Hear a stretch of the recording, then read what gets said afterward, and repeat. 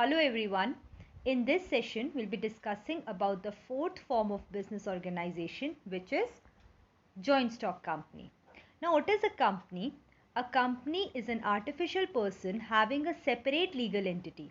Separate legal entity means where the company and its member are considered as separate individuals, which means a company can buy and sell assets in its own name, or it can carry on the business in its own name. So the company form of business organization is generally considered the most suitable business form for organizing business activity. So joint stock company is suitable for large scale organization as it is an association of many peoples who contribute money in the company. It also has an advantage of attracting huge capital from the public as it collects a large amount of capital by issuing of shares to the general public. Now, the company form of organization is governed by the Companies Act 2013. So next we will discuss some features of joint stock company. The first feature is a company is an artificial person. So as we know, a company doesn't have a physical body like a natural human being. So it is considered as an artificial person created by law. It exists independent of its members, which means the operations of the companies are performed by the elected representative of members known as directors. That means the members of the company elect a representative who is known as director, and this director runs the business in the name of the company. Second is separate legal entity. So as we have discussed earlier that the company and its members are considered as separate individuals. A company has its separate identity, which means it can buy and sell assets in its own name, or it can carry on the business in its own name, and we can also say it can enter into contract with outsider in its own name. Next is formation of a company. So formation of a company is a time consuming, expensive and complicated process. As we know, the companies are governed under Companies Act 2013. So it involves the preparation of several documents before it starts functioning. Next is perpetual succession. So perpetual succession means where the death, insolvency or incapacity of any members does not affect the existence of business, because the company is created by law and it can end up by legal procedure only.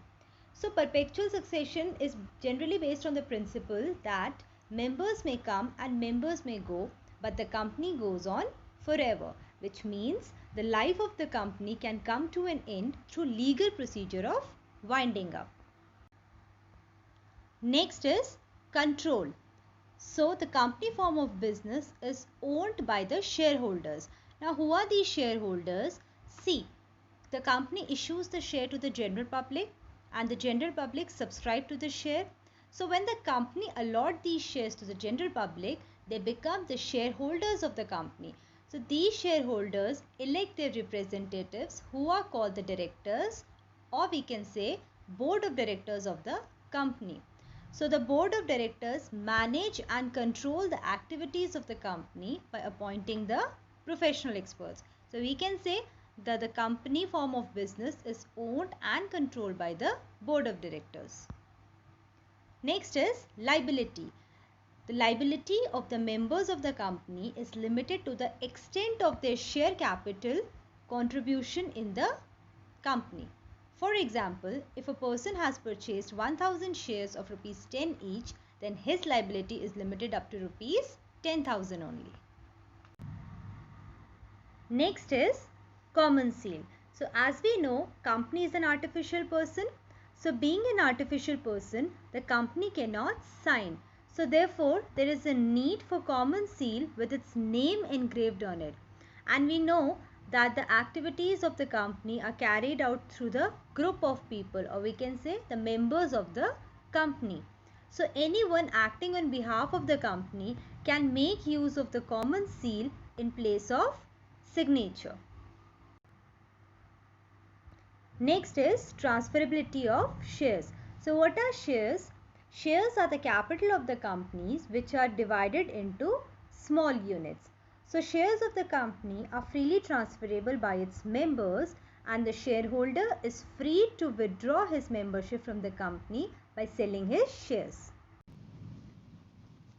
Now we will discuss some advantages of joint stock company. So the first advantage is limited liability.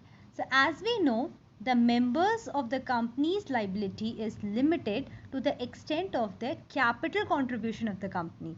So the limited liability attracts many people to invest their money in the business, because in case of business suffers loss, the creditors cannot have claim over the personal property of the members.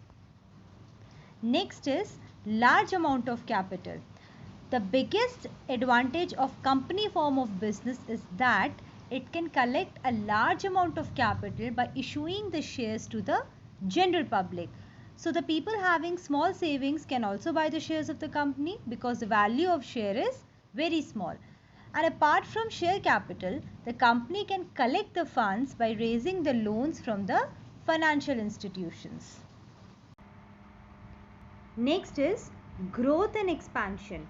So as we know, a company has a large amount of capital, so there is more scope for growth and expansion of the company, because the company is having a large financial resources and their rate of profit is also high. So they can use this profit for expansion and growth of the company. Next is continuity.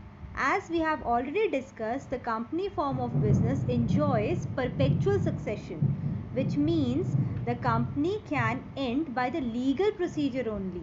So the death, insolvency and incapacity of any members does not affect the existence of the company.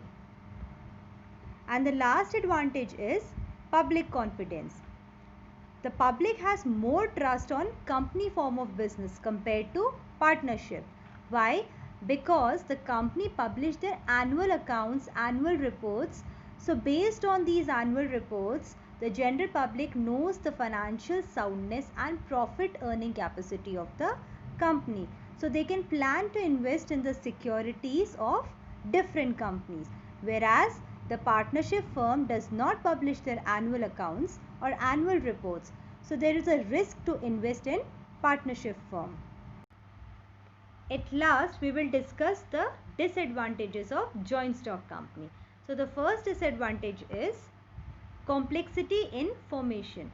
As we have already discussed that the companies are formed under the Companies Act 2013.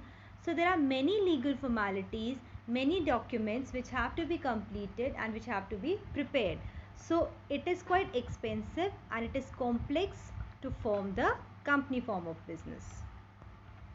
Next disadvantage is delay in decision. So as we know, in company form of organization, all the decisions are taken by the board of directors, and once the decisions are taken, these have to be communicated to everyone, which is again a lengthy process, because a large number of people are working in the company at different levels. Next is excessive government control. So as we know, the company form of business has to complete various legal formalities at different stages, and there is a penalty if the company fails to meet any of the formalities. So this legal interference in day-to-day operations results in spending a lot of time and lot of money. Next is conflict in interest. So as we know, in companies there are various group of peoples involved, such as shareholders, debenture holders, employees, directors, etc. Each group has different interest. For example, debenture holder wants their rate of interest to increase, whereas shareholders want to reduce it.